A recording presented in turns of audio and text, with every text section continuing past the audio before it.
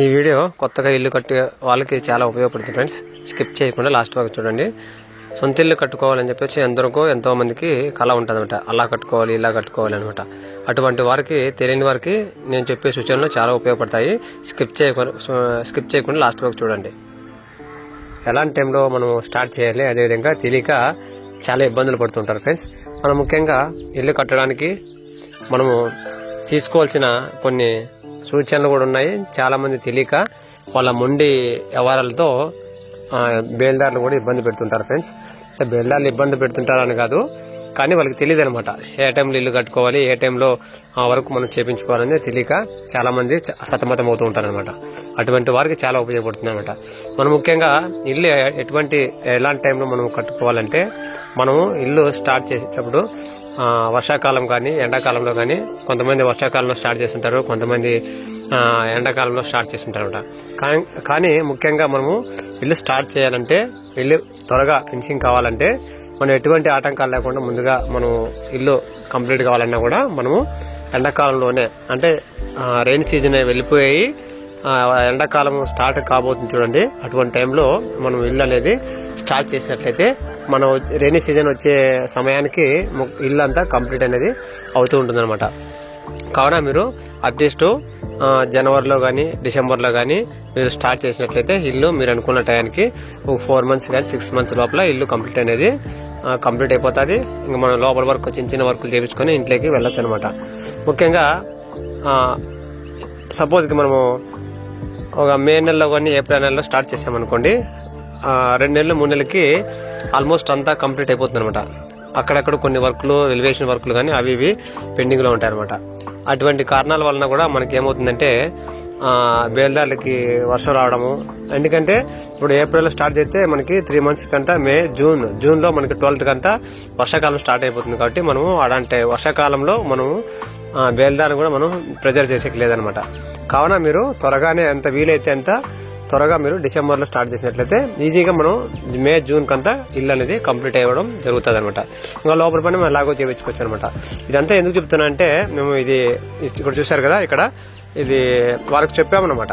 మీరు వర్షాకాలం స్టార్ట్ అయిపోతుంది, అవుట్ సైడ్ చేద్దాము, మనం ఏప్రిల్ మే నెలలో అవుట్ సైడ్ చేద్దామంటే వాళ్ళు వినలేదనమాట.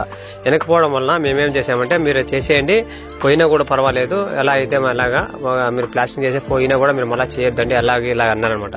కానీ మేమేం చేసాము తెలుసా, సరేలే అని చెప్పేసి వారి మాట తీయలేక మేము లోపలంతా మొత్తం అంతా కంప్లీట్ చేసాము. బయట చేసుకునే టైంకి రెయిన్ సీజన్ వచ్చేసింది, వర్షాకాలం వచ్చేసిందన్నమాట.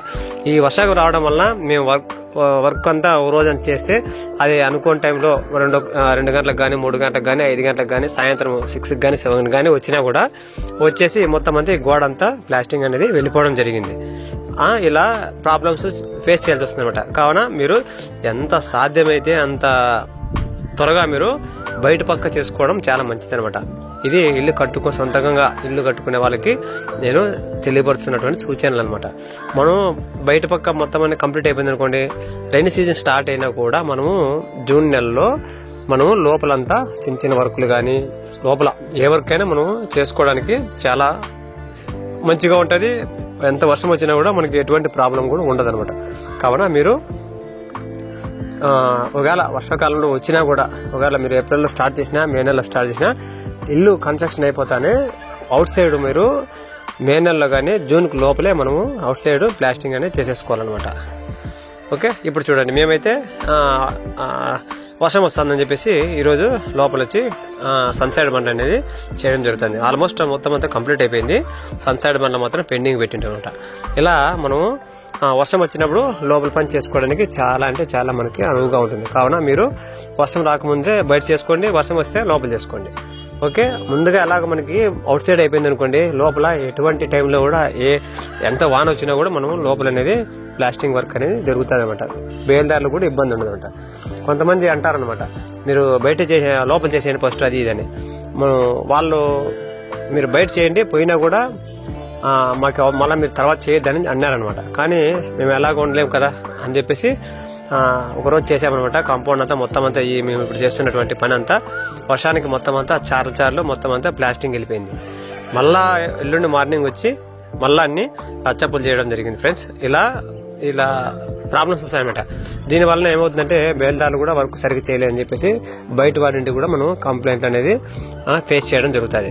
కానీ ఇటువంటి వారికి మనకు ఇంటి వరకు తెలియదు కాబట్టి మనం బేల్దారులు వాళ్ళకి తెలియజెప్పి సాధ్యమైనంత వరకు బయట వర్షాకాలం వచ్చినప్పుడు బయట చేసుకున్నట్లయితే లోపల ఎలాంటి టైంలో కూడా చేసుకోవచ్చు అనమాట. వాళ్ళకి కొత్తగా ఇల్లు కడుతున్నారు కాబట్టి వాళ్ళకి తెలియదు, కావున మనం వాళ్ళకి సాధ్యమైనంత వరకు అర్థమయ్యేలా తెలియపరచాలన్నమాట. చూడండి, ఇదంతా ఈరోజు వర్క్ చేసామన్నమాట.